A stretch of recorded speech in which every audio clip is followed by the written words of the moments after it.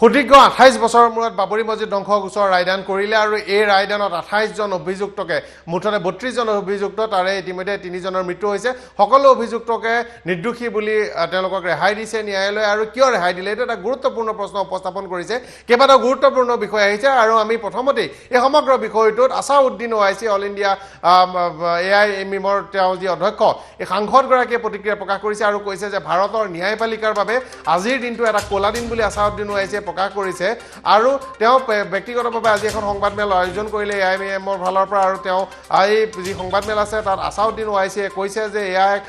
পৰিকল্পিত ষড়যন্ত্ৰ নহয় বুলি যি আদালতে কৈছে এই কথা তেওঁ পতিয়ন যাব পৰা নাই আৰু কৈছে যে কিমান দিনৰ পুৰণা প্ৰস্তুতি চলাই থকাৰ পাছতো এয়া স্পন্টেনিয়াছ বা হঠাতে হোৱা বুলি ক'ব লাগিব অৰ্থাৎ কিমান পুৰণা দিনৰ পৰা পৰিকল্পনা চলি আছিল তাৰ পাছতো ইয়াক যদি হঠাতে হোৱা বুলি কৈছে আসলে পুৰণি পৰিকল্পনা মানে কি তেওঁ এই প্ৰশ্নটো উপস্থাপন কৰিছে আৰু স্পষ্টভাৱে কৈছে যে এই ৰায়দানক লৈ তেওঁ সন্তুষ্ট নহয় আৰু ভাৰতীয় ন্যায়পালিকাৰ বাবে এক ক'লা দিন শিৱসেনাই যদিও আদৰণি জনাইছে এই সমগ্ৰ গোচৰটোত এই বিষয়টোত মুছলিম ল বৰ্ডে প্ৰকাশ কৰিছে যে তেওঁলোকে এই ৰায়দানৰ প্ৰত্যাহ্বান জনাব আৰু উচ্চ ন্যায়ালয়ত তেওঁলোকে গোচৰ তৰিব তেওঁলোকে উচ্চ ন্যায়ালয়ত এপিল কৰিব আৰু এই ৰায়দানত তেওঁলোক সুখী নহয় বুলি কৈছে লালকৃষ্ণ আদৱানী মূল অভিযুক্ত আছিল এই গোচৰৰ মূল অভিযুক্ত আছিল মুৰলী মনোহৰ যোশী মূল অভিযুক্ত আছিল উমা ভাৰতী ইয়াৰ অভিযুক্তসকলৰ ভিতৰত বিশ্ব হিন্দু পৰিষদৰ তেতিয়াৰ নেতা অশোক সিংঘাল তথা যি বালা ঠাকৰেকে ধৰি কেইবাজনো ইতিমধ্যে মৃত্যুমুখত পৰিছে আৰু অন্যান্যসকল আছিলে আৰু আজি দীঘলীয়া ৰায়দান মই প্ৰথমতে আপোনালোকক দেখুৱাইছো যে আসাউদ্দিন ওৱাইচিৰ প্ৰতিক্ৰিয়া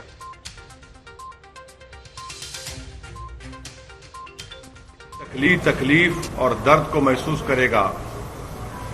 आज एक दिली तकलीफ और दर्द को महसूस करे आज भी अटूट भरोसा है और यकीन है आज का ये फैसला सीबीआई कोर्ट का भारत की अदालत को आज भी अटूट भरोसा है और यकीन है आज का ये फैसला सीबीआई कोर्ट का भारत की अदालत की तारीख का एक काला दिन है और मैं ये इसलिए कहता हूं क्योंकि सुप्रीम कोर्ट ने 9 नवंबर को जो सिविल डिस्प्यूट के मुकदमे का फैसला दिया था जजमेंट में सुप्रीम कोर्ट ने कहा था अंग्रेजी में कहता हूं कि सुप्रीम कोर्ट ने कहा था कि it is an egregious violation of rule of law और सुप्रीम कोर्ट ने यह भी कहा था कि ये calculated act of destroying a public place of worship अब मैं ये समझने से कासिर हूं कि अगर सुप्रीम कोर्ट ये कहता है कि egregious violation of rule of law तो क्या कोई जादू से मस्जिद को शहीद कर दिया गया था 6 दिसंबर को क्या कोई जादू से वहां पर 28 और 29 दिसंबर की रात 49 में मूर्तियां रखी गई थी क्या कोई जादू से उसके ताले खोले गए थे जब राजीव गांधी प्राइम मिनिस्टर थे इसीलिए मैं ये कहता हूं कि सुप्रीम कोर्ट ने जो बात कही उसके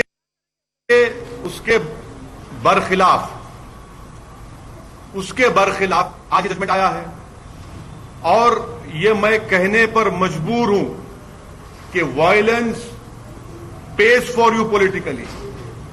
अगर आप वायलेंस करेंगे तो आपको मिल जाएगा क्योंकि आप अंदाजा लगाइए कि अडवाणी की रथ यात्रा जहां कहीं भी भारत में गई वहां पर खूनरेजी हुई मासूम लोगों का कत्ल हुआ जायदादें जलाई गई खानदान उजड़ गए बर्बाद हुए और आज ये फैसला आता है सीबीआई कोर्ट का जिसमें कहते हैं कि वो स्पॉन्टेनियस नहीं था तो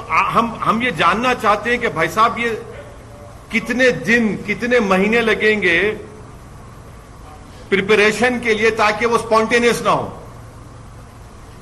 आप बताइए ना कितने दिन कितने महीने लगेंगे स्पॉन्टेनियस ना हो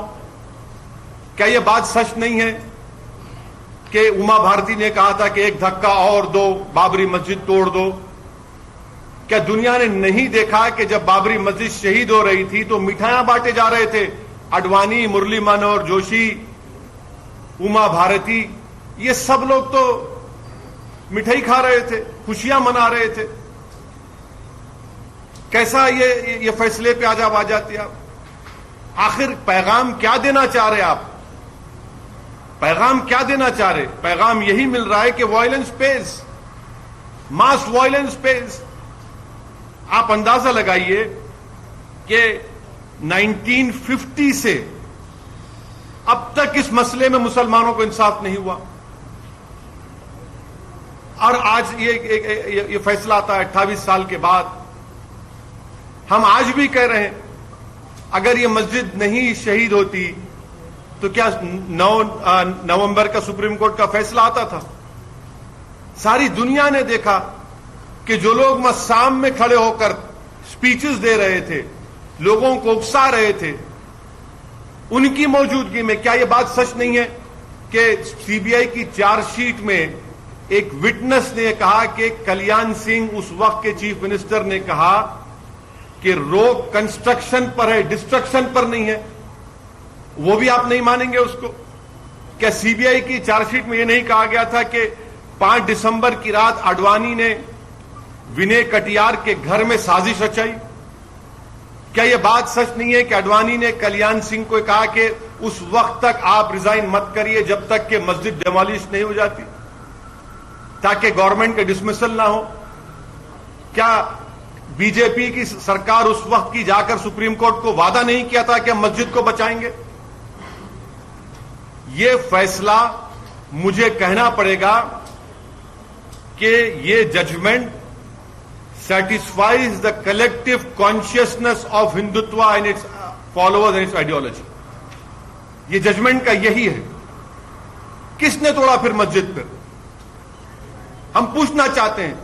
जब 6 दिसंबर 1992 को मस्जिद शहीद हुई थी, उस वक्त मैंने अपने आप को एक हेल्पलेस महसूस किया। मैंने अपने आप को अपने लिए एक ह्यूमिलिएशन समझा कि मैं अपनी एक शर्म महसूस हुई कि मैं अपनी मस्जिद को बचा नहीं सक रहा हूं, और आज आप ऐसा फैसला देते हैं।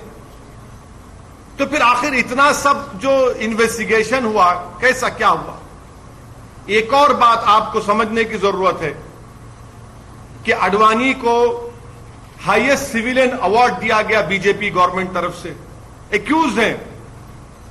तभी हमने कहा था कि देखो, मैं प्रेस कॉन्फ्रेंस कर कहा था कि आडवाणी को ये हाईएस्ट सिविलियन अवार्ड दिया जा रहा है। आज उसका नतीजा हम देख रहे हैं। उमा भारती, अच्छा आप एक और आदमी का नाम ले लीजिए, हिंदुस्तान टाइम्स में आया कि भगवान गोयल कोर्ट के बाहर कह रहा है, कोर्ट के बाहर फैसला देने से पहले कोर्ट के बाहर कह रहा है कि हां, मैं एडमिट करता हूं कि मैंने डेमोलिशन में हिस्सा लिया। वो बीजेपी में उस वक्त का नॉर्थ इंडिया का शिवसेना का चीफ था, कोर्ट के बाहर कह रहा है, और कोर्ट में जाकर कोर्ट बरी कर देता है लोगों को। तो ये मेरे लिए बहैसियत एक भारत के मुसलमान के लिए, जो मैं 6 दिसंबर 1992 को जो मुझे एक ह्यूमिलिएशन और बेबसी जो मैं महसूस किया था, आज मैं वही महसूस कर रहा हूं। इंसाफ नहीं हुआ इस मसले में, इंसाफ नहीं हुआ इस मसले में। जिन लोगों के इशारे पर, जिन लोगों की मौजूदगी में, जिनके तकारीर के जुमलों पर यह वायलेंस, तशद्दुद हुआ, क्रिमिनल एक्ट जिसको सुप्रीम कोर्ट ने कहा, आज वो पूरे के पूरे बरी हो गए। अब मुझे यह नहीं मालूम कि सीबीआई अपनी इंडिपेंडेंस को बरकरार रखने के लिए अपील करेगा या नहीं करेगा, और मुझे यह भी नहीं मालूम कि अगर अपील करेंगे तो कितना टाइम लगेगा अपील की सुनवाई के लिए। मगर अपील करना चाहिए, ये नाइंसाफी पर मबनी है। या আছিল আসাউদ্দিন ওৱেইচি, আৰু আসাউদ্দিন ওৱেইচিয়ে গুৰুত্বপূৰ্ণ অভিযোগ উঠিছে আৰু উঠাইছে। আৰু এই সমগ্ৰ বিষয়টোত আচলতে কেনেদৰে ৰক্ষা পৰিছে বুলি কৈছে চিবিআই আদালতে এছ কে যাদৱ, তেওঁৰ কাৰ্যকাল শেষ হ'ব হৈছিল, তেওঁক সম্প্ৰসাৰণ কৰা হৈছিল, বৰ্ধিত কৰা হৈছিল এই গোচৰৰ ৰায়দানৰ বাবে। কিয়নো নতুন যদি ন্যায়াধীশ নিযুক্ত কৰা হয় চিবিআই বিশেষ আদালতত, তেনেহ'লে এই সমগ্ৰ গোচৰ প্ৰক্ৰিয়া প্ৰথমৰ পৰা আৰম্ভ কৰিব লাগিব। মই আহিছোঁ সেই গুৰুত্বপূৰ্ণ খবৰলৈ, কিয় ৰক্ষা পৰিলে, কেনেকৈ ৰক্ষা পৰিলে লালকৃষ্ণ আদৱানী সহ এই সকলো ব্যক্তি। এই বাবৰি মছজিদৰ গোচৰত যি 32 32জন লোক দোষী সাব্যস্ত হ'ব বুলি ধাৰণা কৰা হৈছিল বা অভিযুক্ত হৈ আছিল তেওঁলোকৰ এজনো দোষী সাব্যস্ত নহ'ল তেওঁলোকক সকলোকে ৰেহাই দিয়া হ'ল আৰু সেই বিষয়টোৰ মূল যিটো তথ্য আছিল সেইটো আছিল যে জাল ভিডিঅ' সাক্ষ্য হিচাপে দাখিল কৰিছিল চিবিআই যিটো ভিডিঅ' আছিল এই ভিডিঅ'টো ডক্টৰ ভিডিঅ' বুলি কোৱা হৈছে এইটো এটা মৰ্ফ ভিডিঅ' বুলি কোৱা হৈছে আৰু নিগেটিভ নোহোৱা আলোকচিত্ৰ দিছিল বুলি এই জাজমেণ্টটোত কোৱা হৈছে জাজমেণ্টটোত কৈছে যে আলোকচিত্ৰসমূহ যদি নিগেটিভ নাথাকে তেনেহ'লে আলোকচিত্ৰসমূহ জাল ফটো হ'ব পাৰে আৰু অভিযুক্তসকলে মছজিদটো ভঙাতহে বাধা দিছিল এই বিষয়টো কৈছে বিশেষতঃ VSP নেতা বিশ্ব হিন্দু পৰিষদৰ নেতা প্ৰয়াত অশোক সিংঘালৰ নাম উল্লেখ কৰি কৈছে যে অশোক সিংঘালে মছজিদটো ভঙাত বাধা দিছিল এই কথাটো আজি ৰাইট কোৱা হৈছে গুৰুত্বপূৰ্ণ ৰায়দান এই গুৰুত্বপূৰ্ণ ৰায়দানত এনেদৰে কোৱা হৈছে তেওঁলোকে তথ্য প্ৰমাণ বিষয়টো লৈ আঁতৰি আহিল আৰু ক'লে যে উন্মত লোকে নিমিষতে মছজিদটো ভাঙি চুৰমাৰ কৰিছিল তেওঁলোকে মব বুলি কৈছে মব ভাইলেন্স বুলি কৈছে হঠাৎ এই লোকসকল উন্মত্ত হৈ পৰে ইয়াত এটা কোনো ধৰণৰ পৰিকল্পিত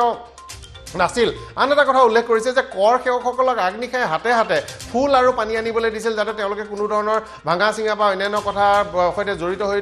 পৰিব নোৱাৰে তেওঁলোকৰ হাত দুটা যাতে বন্দী হৈ থাকে আবদ্ধ হৈ থাকে এই কথা কৈছিলে গতিকে আগতীয়াকৈ পৰিকল্পনা কৰা নাছিল বুলি কৈছিল বাবৰি মছজিদ ভঙাৰ আৰু এই বিষয়টোত ক্লিন চিট দিছে এই লোকসকলক যিসকল লোক ইয়াত জড়িত হৈ আছিল ইতিমধ্যে কেইবাজনৰো মৃত্যু হৈছে মৃত্যু হোৱাসকলৰ ভিতৰত অশোক সিংঘাল আছে ইতিমধ্যে বালা ঠাকৰেৰ নাম আছে লক্ষ্ণৌৰ বিশেষ ন্যায়াধীশ SK যাদৱে আজি এই যি 2300 পৃষ্ঠাৰ ৰায় আছে এই 2300 পৃষ্ঠাৰ ৰায় পঢ়ি শুনাই আৰু এই সমগ্ৰ ঘটনাটোত মুৰলী মনোহৰ যোশী উমা ভাৰতীকে ধৰি বিভিন্ন যি ঘটনাক্ৰমৰ সৈতে জড়িত আছিল এই সমগ্ৰ দিনটো 1992 চনৰ 6 ডিচেম্বৰ তাৰিখৰ পৰা 2020 চনৰ আজিৰ দিনটোলৈকে 30 ছেপ্টেম্বৰ তাৰিখলৈকে ৰায়দান এই হোৱালৈকে দীঘলীয়া সময়ছোৱাত দীঘলীয়া শুনানি আছিল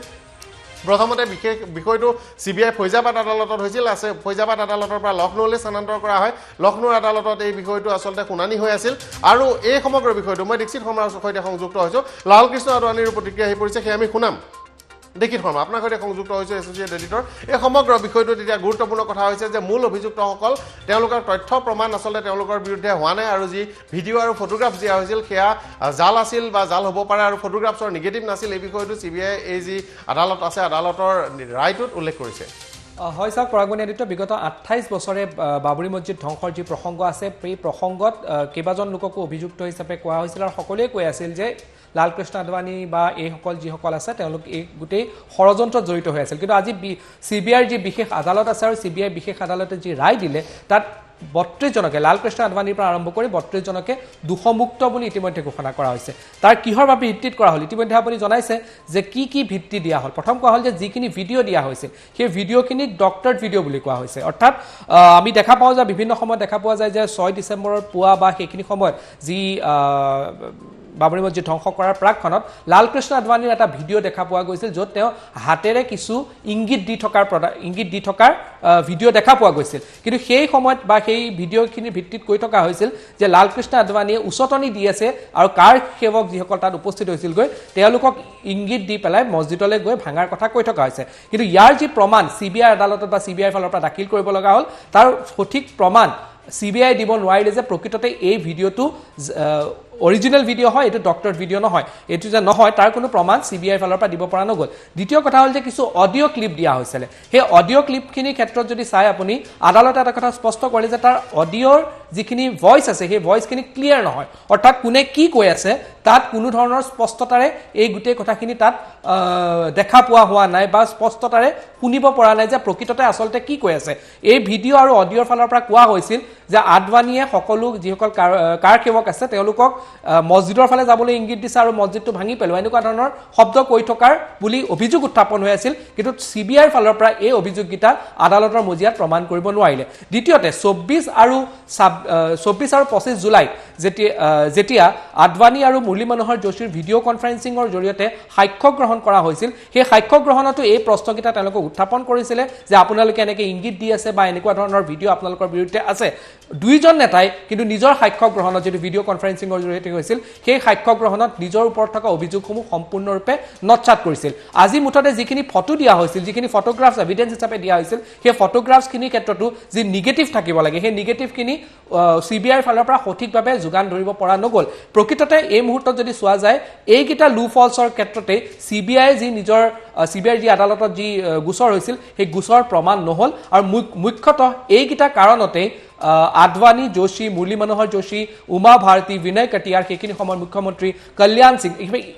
ইভেন আপুনি যদি চাই কল্যাণ সিঙৰ ওপৰতো এই ষড়যন্ত্ৰৰ